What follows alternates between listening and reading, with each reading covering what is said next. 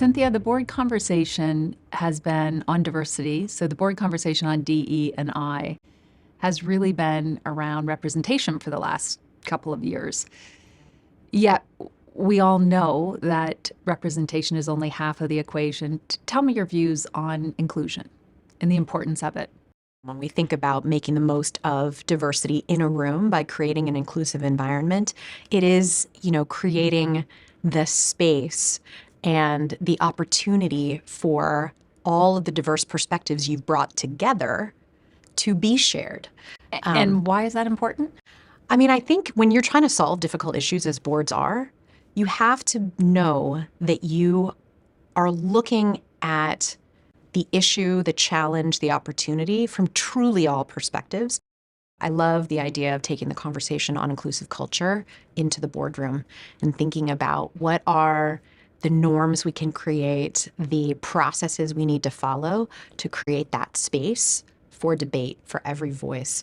Ultimately, the board's responsibility is to shareholders and stakeholders, and for those bodies to feel confident that the board is truly looking at every issue from all perspectives. At a personal level, I think there's benefit to those board directors, to their contributions, knowing that their contributions were fully given. So I think it is at all levels that there's benefit. I don't see anyone who doesn't benefit from creating the inclusive space. And I'm curious, you've sat with a lot of boards on this topic. What do you think it looks like and feels like when they're able to create that inclusive dynamic successfully? I draw a parallel to having a great dinner party. When we have a great dinner party, how do we feel? We feel that we've had really interesting perspectives that have been shared. We feel that everyone's contributed. People are leaving happy. They feel like they've had an impact on the evening. They had some fun too. I do think if you kind of think about the thought we put into a great dinner party, and if we just put that thought into prepping a great board table, a table in its own right, it can just have us spend a little bit more effort on the how things are prepared and how things unfold and how things feel. Who do you think of as the critical sort of party planner in that scenario, if we take that metaphor further? First and foremost, the chair. And I think how the chair prepares for that meeting. Oftentimes, chairs may go so far if there's a particularly interesting issue that they want to hear a voice from, spending the time ahead of the meeting to have that call in preparation with a particular director to say, we haven't heard from you on this. It'll be really interesting to hear your view. Right. The chair is usually the last to speak, not the first to speak, and really has that heightened antenna around what dynamic is unfolding. So I think the chair is ultimately the dinner party host in this analogy.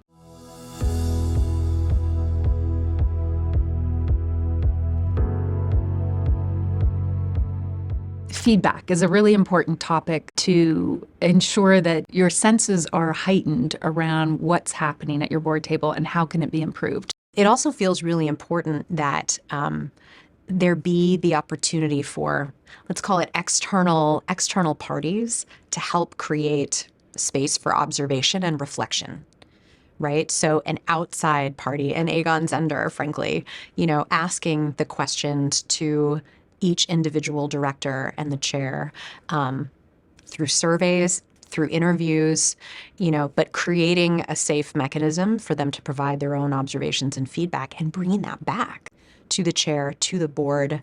How is everybody feeling? The board is really operating. Is every voice being heard? Are they openly debating, safely debating all topics? Are they using their time as productively as they could as a group? And this can often be not an audit on the processes and the finite steps or the charters or the policies, but this is really a who, what, how audit. Yeah. Who is around the table? How are they contributing?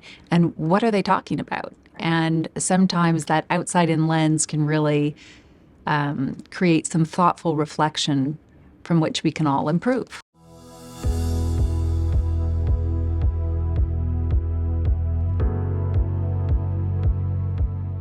When you think about what makes a great chair, we often jump too quickly to the person who's been around the table for a long time, and that might be the right solution. But often choosing a great chair is, you really need to pause and think about what is the role specification of the chair. And that is honed by what the company is facing at that particular part in its journey. So thoughtful reflection on a role specification is part of this. And then how else might we select who's the best person to step into chair?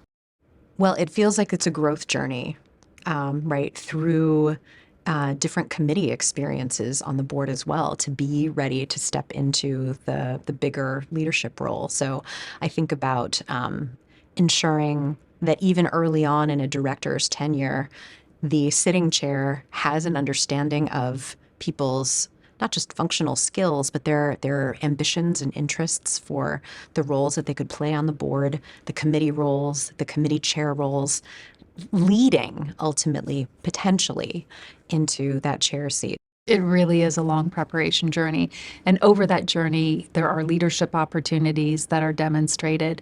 There is also a natural leadership capability that is identified. So are you able to create space for others to contribute? Are you able to ask challenging questions, not of the person, but of the matter at hand so that something could be explored more fully? Are you able to build followership both with management and with your fellow board colleagues?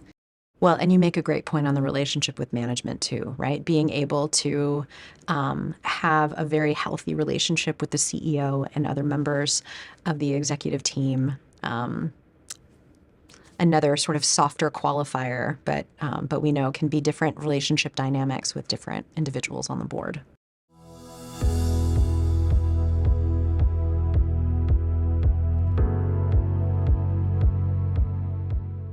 Maybe we could talk about onboarding, because once you've hired a new board member, maybe we'll just talk about how to get that board member ready. Well, I'm curious because you've spent a lot of time with new directors. What have you seen be successful? I would say that the matter of bringing a director's full potential forward it's an active process, and I think it starts even before their first board meeting. Beforehand, there's usually a very comprehensive onboarding process, and that's really to kind of bring them up to speed on the company, and that's usually meeting with each of the senior executives, senior members of management, possibly visiting a plant if that was important to the organization, understanding the shareholder perspective or concern. So there's the homework.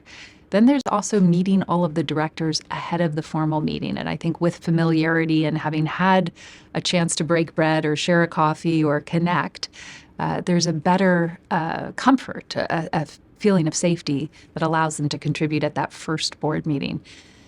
During the meeting, I think the chair and the committee chairs for which they sit on should be conscious of a mentoring role that they play. Here's what you can expect at the board table, and then maybe how did it go? How did it feel? The best boards that we see are when the chairs or the committee chairs are seeing that leadership role be part of their responsibility in bringing a new director on board. It doesn't just stop when we've made the announcement. And I think the relationship building also helps the existing board members, the tenured board members, hopefully build some bridges to that new individual too, and maybe learning some new practices of their own as opposed to this new person only adopting kind of existing practices within the board, right? I think this is, to me, inclusive culture is also about people coming to meet each other. One thing that we see with first-time directors is a bit of checking themselves at the door. This is their first board that they've sat on. They're a little bit intimidated perhaps by the crowd that they now sit amongst. And so there is some reflection required by the individual to ensure that they really do identify with their new responsibility. They have an equal voice around the table. They are not in any way inferior despite being a new director. So there is a little bit of an identity shift that has to happen with a new director. And again, we talked about what the chair can do. The chair can help prepare that individual or help fill in any gaps or questions that they have so that they do feel an opportunity to really engage. And one of the things that we usually coach new directors to do is to contribute in an area that they feel very safe, very safe. So if they're coming from a legal background to contribute on maybe some of the risk discussions first, or if they're coming from a marketing background to talk about the customer issues first. Contribute in a place that feels safe, and as you form your voice and make your connections, your wings will span over time. It's a beautiful point. And I think embedded in your point is also that we are seeing that boards are bringing directors on with different functional expertise than maybe legacy, right? Where there was a very specific focus on former sitting CEO, CFO, but we are seeing people with legal backgrounds, HR backgrounds, commercial backgrounds that are not yet sitting CEOs, who have that unique perspective from a functional expertise point of view to bring to the table. And the issues I think that boards are having to deal with require that level of functional expert supply chain, Absolutely. especially in this pandemic, post-pandemic Risk. world. Risk, yes, exactly. And another area is really the younger generation. So who Yes. are our customers? How are our customers changing? And I think a lot of boards we're seeing are bringing on one, at least one, and sometimes being an only isn't easy, but at least one voice that is of a younger generation. And a lot is being kind of looked to represent, well, how does a generation feel? But that would be an example of maybe a step up board candidate who doesn't have the board experience previously.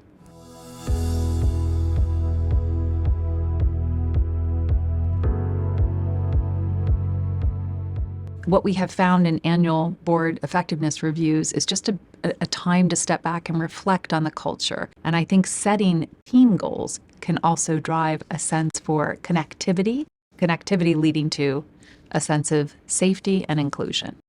Well, and you realize how important these investments are. If boards only, they get together quarterly, right? So if they didn't utilize other moments beyond the sitting with the quarterly agenda to build relationships, to reflect on culture, you can see how a board could have, I don't know, not enough unifying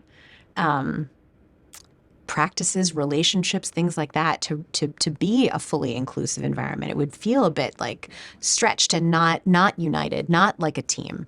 One individual we haven't talked about yet today is the CEO and the CEO's role as a board member.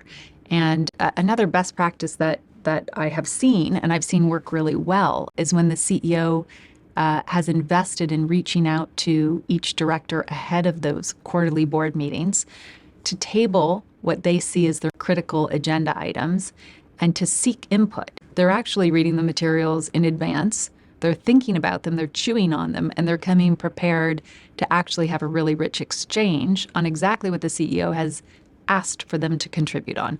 So I think that's another way to kind of to bridge some connectivity, Yes. and some dialogue. Yeah, I love that.